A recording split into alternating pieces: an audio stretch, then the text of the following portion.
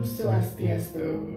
Halo teman Sidia, bertemu dengan saya Kade Sinta Sri Utami dalam acara podcast kita pada hari ini dalam segmen Sidia, Siraman Rohani berbasis media yang dipersembahkan oleh Kementerian Agama Kabupaten Jembrana. Nah, pada hari ini, podcast kita kali ini kedatangan tamu spesial.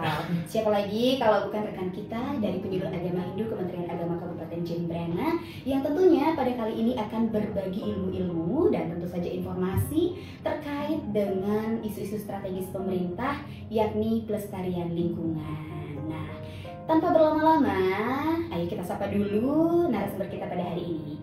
Om Swastiastu. Om Swastiastu, Rahajeng Sinta, dan juga teman-teman Sidia dimanapun berada. Jadi Rahajeng senang sekali bisa berada di sini ya. It is very amazing to be here, dan pastinya juga nanti akan berbagi kepada teman Sidia. Iya, tentu saja harus berbagi banyak ilmu di podcast ini ya. Benar sekali, semuanya pasti belajar berproses ya. Nah, Dewa Bali, tema kita pada podcast kali ini adalah potret hidup berkelanjutan ala Hindu Bali. Menarik atau tidak? Tentunya menarik ya, karena saya senang sekali sebenarnya membahas ini.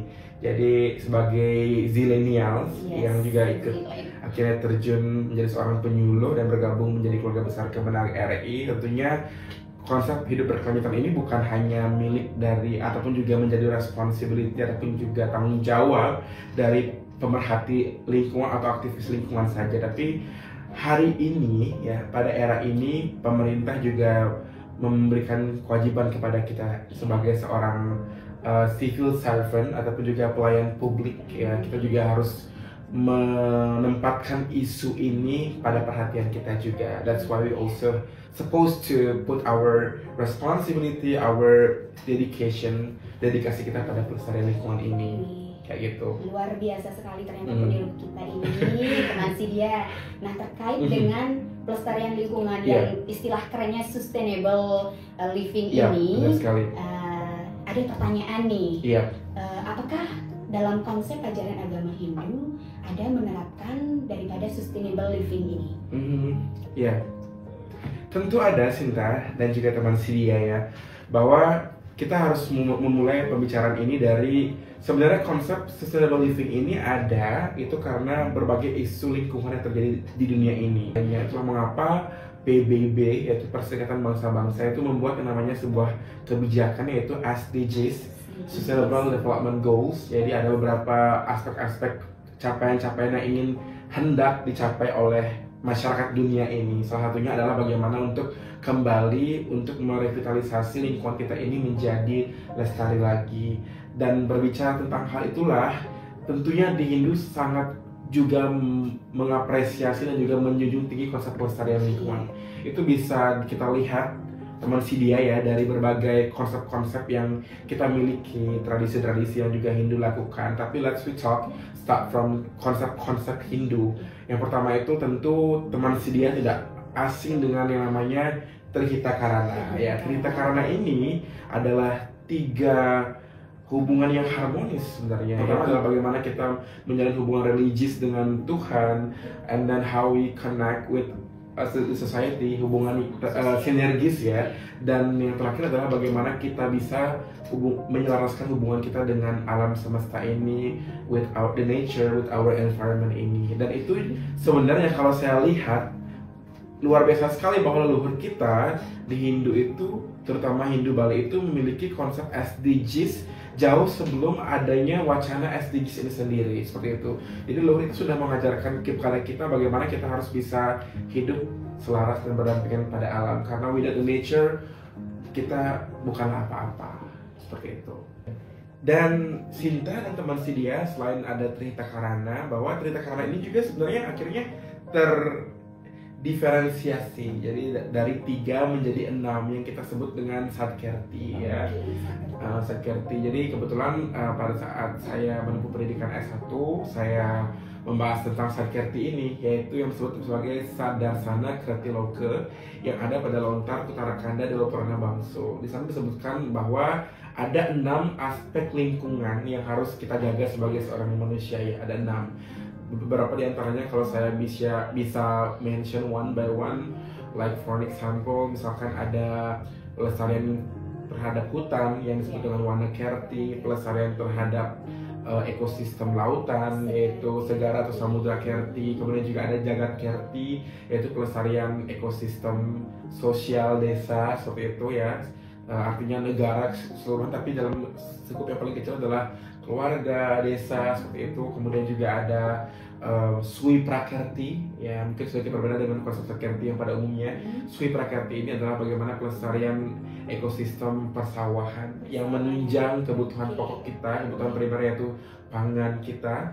Dan juga ada Atma Kerti dan juga Jana Kerti, jadi bagaimana pelestarian pada tingkatan diri kita sendiri. Jadi seperti bagaimana kita melestarikan potensi-potensi yang kita miliki, karena itu juga merupakan simbol lingkungan. Jadi pada intinya adalah dari hal itu sudah sangat jelas sekali dan terlihat bahwa agama Hindu sangat standing as a religion yang benar-benar menguplift konsep pelestarian lingkungan.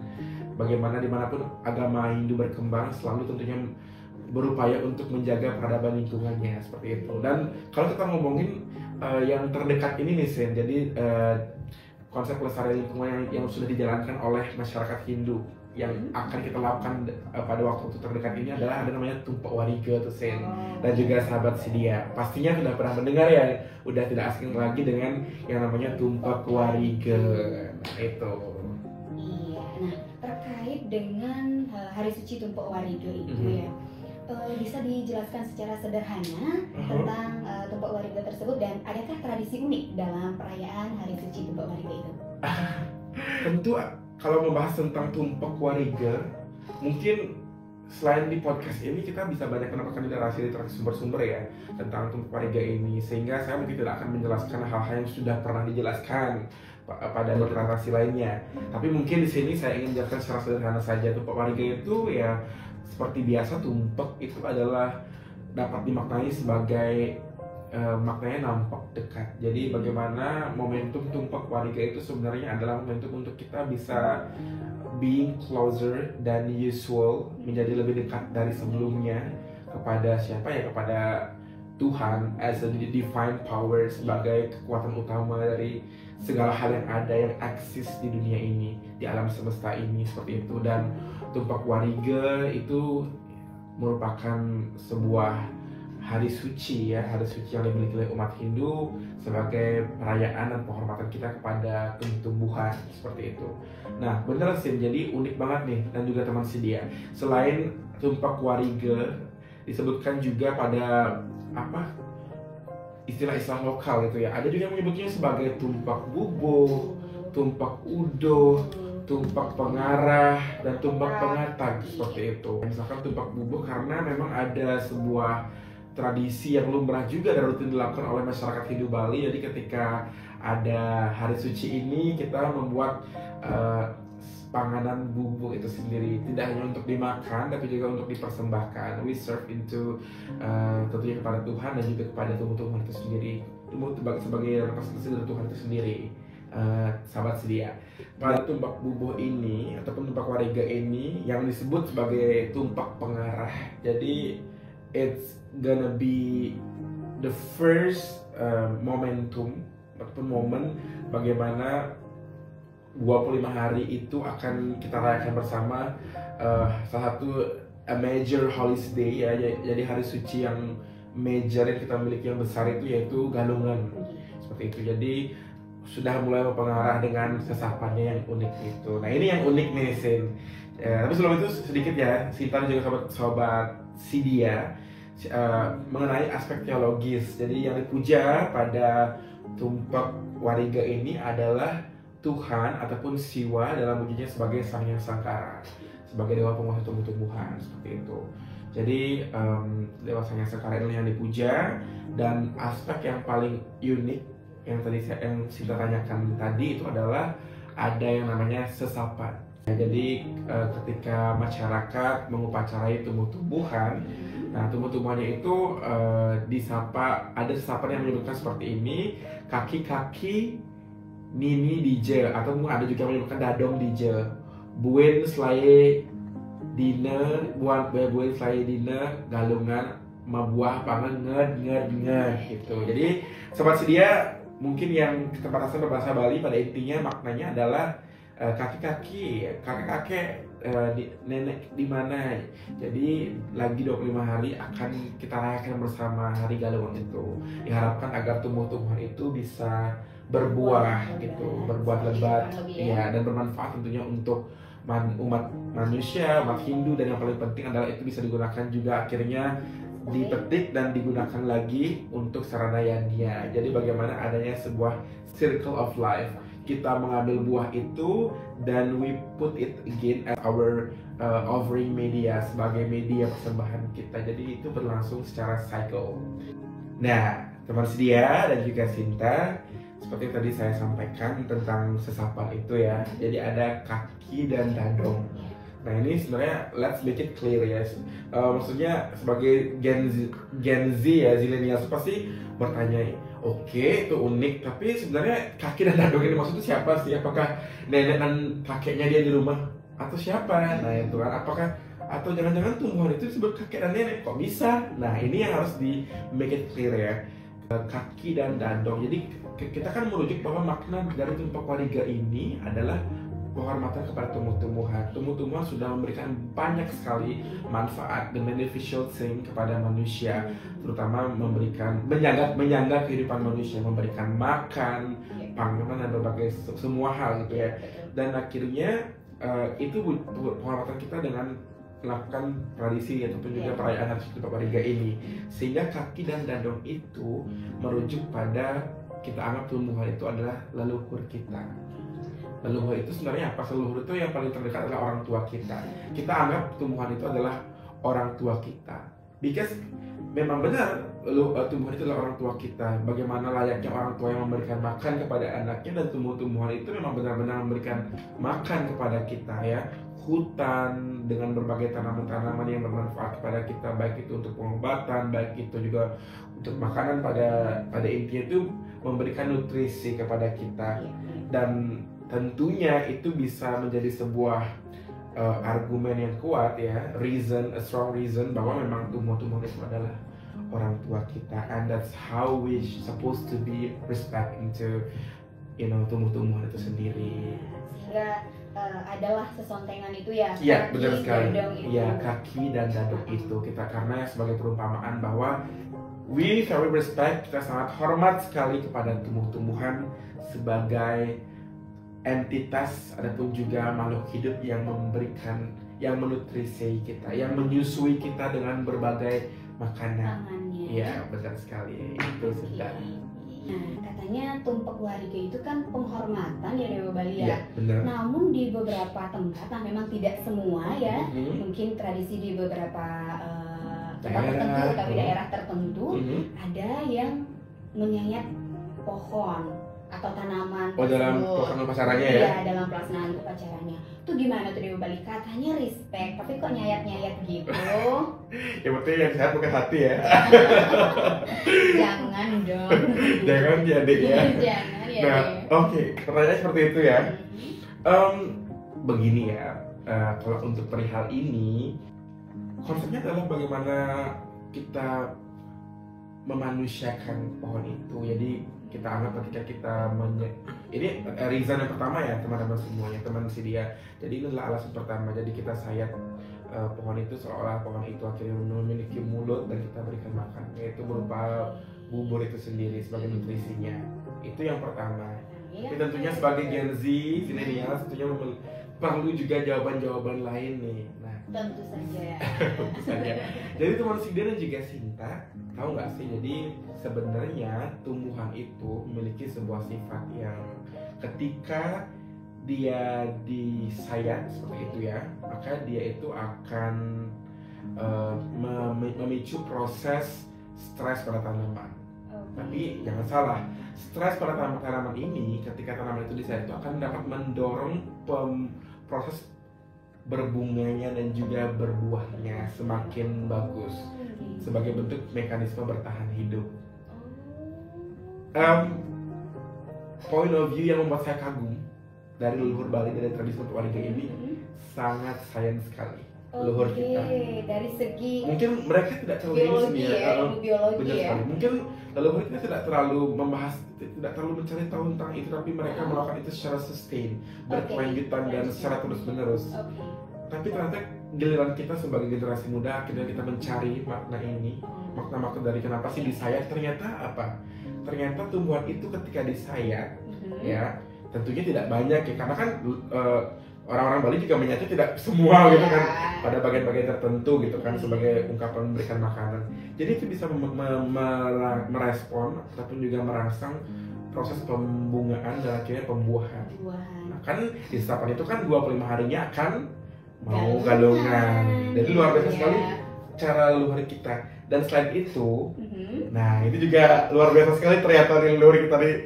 I've never stopped to be amazed with our ancestor, ya, kepada leluhur kita, bahwa leluhur kita itu juga memberikan bubur itu dari tepung ya, tepung apa sih? Tepung beras. Tepung beras ya.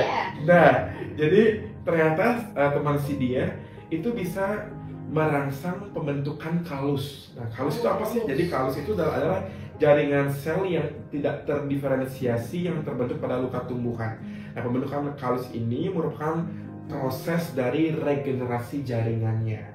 Nah, jadi jaringannya itu bisa, jaringan tumbuhan itu akan bisa beregenerasi teman-teman semuanya. Apalagi kalau diberikan tepung ya, tepung yang baik seperti tepung beras itu juga akan membantu proses regenerasi itu sendiri. Jadi it's very clear, bukan melakukan penyiksaan kepada tumbuhan ataupun disrespectful ataupun tidak menghormati tumbuh-tumbuhan. Tapi sebaliknya, mungkin secara sederhana leluhur kita yang kita warisi sampai saat ini sebagai orang Bali menghormati tumbuh-tumbuhan itu melalui tumpak warige. Ternyata ada banyak temuan-temuan ilmiah yang luar biasa yang terkandung di dalamnya. Ternyata ada sinergi ya antara tidak hanya ilmu agama kita, namun juga secara keilmuan biologi. Benar sekali, sains ya. Artinya ini merupakan sebuah hubungan timbal balik ketika kita diberikan a lot of benefits ataupun manfaat oleh tumbuh-tumbuhan itu untuk kehidupan kita. Like once again I said, and then akhirnya secara praktikal ternyata memang benar, bukan hanya ritus, bukan hanya dogmatis, tapi memang benar-benar bermanfaat pada tumbuhan itu sendiri melalui tradisi tumpak warga ini. Jadi kalau ada yang menyayat itu bukan berarti menyiksa ya teman-teman semuanya, teman Sidia dimanapun berada. Iya, ternyata make it clear ya teman Sidia. Semakin seru ya kita bahas ini ya. Tentu saja, apalagi tentang tumpak warga yang sebentar lagi akan kita rayakan ya teman Sidia. Nah, di Bali bicara tentang sustainable living udah teman Sidia ya. Bicara tentang tradisi tumpak warga, apa yang unik di dalamnya dan make it clear juga udah ya. Nah, next sekarang yang penting juga adalah dalil-dalil pusaka suci atau sumber sastra nih yang mendukung atau menyebutkan tentang tradisi tumpak warga. Ataupun juga menjadi sebuah dasar ya, bahwa kalau kita berbicara tentang hari suci, berbicara tentang agama, tentu yang menjadi poin utama adalah sumber sastra. Karena kalau kita berteologi ya itu sumbernya adalah harus sastra suci. Iya, betul. Jadi langsung jawab ya Sinta ya, dan juga teman Sidia. Tentu ada banyak sekali sumber sastra yang menyebutkan tentang penghormatan kepada tumbuh-tumbuhan seperti itu ya. Salah satunya adalah tentunya Lontar Sundari Game ya, yang terimplementasikan dalam tradisi tumpak warga ini. Itu mungkin sudah lumrah sekali diketahui oleh teman Sidia dimanapun berada. Di sini mungkin saya memilih beberapa pustaka suci yang unik menurut saya, yang menyebutkan peran-peran tumbuhan itu sendiri seperti itu. Jadi yang pertama adalah tumbuhan itu, teman Sidia dan juga Sinta, merupakan representasi dari perwujudan Tuhan. Ya, mengapa seperti itu? Itu dijelaskan secara gamblang pada pustaka suci Swetara Upanishad. Ya, 11-17 ya. Jadi disebutkan bahwa Tuhan itu, marilah kita sujud bakti kepada Tuhan yang berada pada api, berada pada air, ya, dan juga berada pada tumbuh-tumbuhan. Jadi tumbuh-tumbuhan. Jadi apa yang kita lakukan masyarakat Hindu Bali ini ya, ataupun juga Nusantara itu ya, dengan melakukan tradisi tumpak warga ini, bukanlah tradisi berhala, bukanlah menduakan kekuasaan Tuhan dan keesaan Tuhan. Tapi sudah disebutkan secara gamblang bahwa Tuhan itu ada pada tumbuh-tumbuhan. Ya, selain juga ada, mungkin teman-teman juga mengetahui Subhasita Weda menyebutkan Yapi Wepakan Nirwikara, ya Tuhan itu berada di mana-mana dan meresapi ciptaannya pada manusia juga ada, termasuk juga pada tumbuh-tumbuhan. Ya tadi itu ya Sinta, jadi Tuhan itu ada pada tumbuh-tumbuhan, and it's very normal bagi diri kita untuk menghormati tumbuh-tumbuhan melalui tradisi Wariga ini. Yang kedua ada juga, jadi di lontar ya yang kedua pada lontar Buana Kosa teman-teman semuanya. Di lontar Buana Kosa ini disebutkan tentang konsep Wana Kerti ya. Jadi pada lontar Buana Kosa bagian 7 ya, kemudian halaman kedua dan sampai ketiga itu disebutkan bahwa yang bisa menyucikan alam ini adalah Patra dan juga Pertiwi. Patra ini adalah tumbuh-tumbuhan, iya, dan Pertiwi adalah tanah. Jadi salah satunya adalah harus yaitu Patra, tumbuh-tumbuhan itu sendiri. Sehingga alam semesta ini harus memang diisi dengan tumbuh-tumbuhan, karena dengan kita mengisi alam semesta ini ataupun juga bumi ini dengan tumbuh-tumbuhan tentu akan memberikan penyucian kepada bumi ini seperti itu. Karena Patra dan juga Pertiwi ini mampu melebur segala kekotoran yang ada di dunia ini. Berdasarkan kutipan dari lontar Buana Kosa. Dan yang ketiga sih, mungkin 3 aja dulu ya. Ya kalau nanti ada mungkin bisa ditambahkan di kolom-kolom komentar tuh boleh. Nah yang ketiga, Sinta juga teman sedia, disebutkan juga di dalam lontar Kutara Kanda Dewa Purana Bangso yang pernah kebetulan saya teliti. Jadi pada lontar 18 sisi A itu disebutkan bahwa Sang Hyang Jayanatra itu beliau menuju ke Gunung Watu Kau, adapun Watu Karu, Gunung Batu Karu. Berkayangan dinamakan Kayangan Daharihana. Beliau berkuasa atas semua dewa dan menjaga wana prakerti, perkebunan dan ladang. Jadi tentunya itu juga merupakan sebuah niasa bahwa tumbuh-tumbuhan itu menjadi hal yang penting sekali bagi diri kita dan harus kita jaga. Layaknya bagaimana Sang Hyang Jayanatra yang bertugas atau memiliki guna menjaga wana prakriti, kemudian juga perkebunan dan juga ladang. Sehingga kita sebagai manusia juga harus menjaga tumbuh-tumbuhan itu sendiri, menjaga ladang, menjaga perkebunan, menjaga hutan kita sebagai sumber kehidupan kita. Itu beberapa literatur dan juga dalil-dalil pusaka suci yang menyebutkan tentang kemuliaan tentang tumbuh-tumbuhan, teman sedia. Nah, Ibu Bali, pertanyaan terakhir nih. Pesan-pesan apa secara kontekstual yang terkandung di dalam pelaksanaan Hari Suci Tumpuk Warga itu sendiri?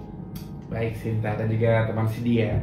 Jadi pasti ya di setiap perayaan Hari Suci penting sekali untuk bisa taking the value ya, sebagai bentuk refleksi kita untuk membuat diri kita tuh mengalami yang namanya proses transformasi kesadaran menjadi lebih baik sebagai seorang manusia.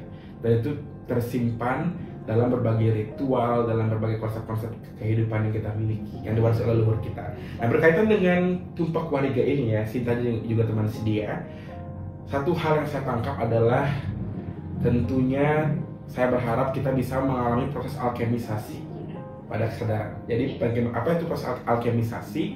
Teman semuanya, alkemisasi itu adalah proses penghalusan emosi kita, penghalusan kesadaran kita, sehingga pada akhirnya kita tahu, kita bisa mendapatkan kebijaksanaan, wisdom, what we should do sebagai seorang manusia untuk bisa melestarikan lingkungan. Kemudian selain itu juga saya membuat sebuah kalimat yang berkonsep yang saya sebut dengan Wana Kerti Nuraga. Jadi bagaimana kita memiliki sebuah kesadaran untuk bisa memuliakan konsep Wana Kerti, pelestarian hutan, pelestarian lingkungan, pelestarian tumbuh-tumbuhan itu kita mulai dalam diri kita. Kenapa seperti itu? Karena dengan bisa memantapkan kesadaran dalam diri terlebih dahulu ya, I really believe that whatever the obstacles, whatever the challenge, bagaimanapun kesulitan, tantangan yang kita hadapi, pasti akan kita bisa teguh untuk melestarikan lingkungan itu sendiri. Yang kemudian itu akan terimplementasikan dalam berbagai aksi, seperti misalkan kita bisa melakukan reboisasi, melakukan aksi menanam di lingkungan rumah kita dan berbagai hal lainnya seperti itu. Dan penting sekali bagi saya untuk menyampaikan bahwa mari kita jaga lingkungan kita, mari kita jaga hutan kita, karena hutan kita itu adalah sumber cadangan air cadangan oksigen seperti itu. Di tengah isu deforestasi yang terjadi saat ini ya, bagaimana pembakaran hutan terjadi tak terkendali, bagaimana adanya persepsi bahwa perkebunan sawit itu ibaratnya sama dengan hutan sama-sama tumbuhan, tentunya itu berbeda sekali, beda fungsi. Maka dari itu penting sekali bagi diri kita untuk menjaga hutan kita, terutama di lingkungan desa adat. Karena di Bali sudah banyak sekali desa adatnya, hutan-hutannya, daerah-daerahnya dialihfungsikan menjadi perumahan. Penting sekali bagi diri kita untuk sebagai penggawa-penggawa adat, sebagai yang menjaga benteng kehidupan masyarakat Bali terakhir yaitu desa adat ini, kita jaga lahan-lahan hutannya ya, agar tetap bisa ajak konsep Wanakerti ini. Dan inilah yang menurut saya pesan kontekstual yang terselip di balik perayaan Hari Suci Tumpak Wadika itu sendiri, Sinta dan juga teman Sidia dimanapun berada. Dan sebagai penutup nih ya, Sinta dan juga teman Sidia, saya sebenarnya sebelum podcast ini sudah menyiapkan satu buah lirik lagu tentang pentingnya kita untuk menjaga alam kita ini. Boleh nggak sih? Tanya teman Sidia dulu, boleh nggak? Mau nggak dengerinnya? Tentu mau ya teman-teman Sidia. Mari kita dengarkan bersama lagu ciptaan dari Dewa Bali. Langsung aja ya. Alam, alam, indahnya kesempurnaanmu, mari semua menjaga alam kita yang indah. Mari bersama-sama kita bergandeng tangan, menata hati, merawat bumi. Perkembangan yang meriah untuk Dewa Bali. Terima kasih. Luar biasa sekali. Ternyata tidak hanya mahir sebagai penyuluh agama Hindu, memberikan wejangan-wejangan ilmu pengetahuan informasi terkait dengan agama, namun juga multi talenta. Suaranya merdu, bukan begitu teman Sidia?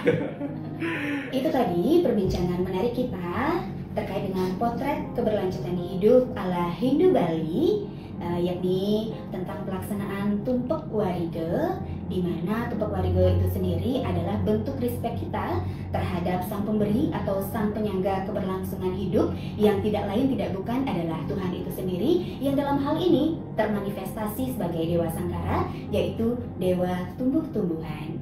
Jangan lupa dukung kami dengan like, comment, subscribe channel Sidia Kemenak Jembrana. Terima kasih, sampai jumpa. Om Santi Santi Santi Om.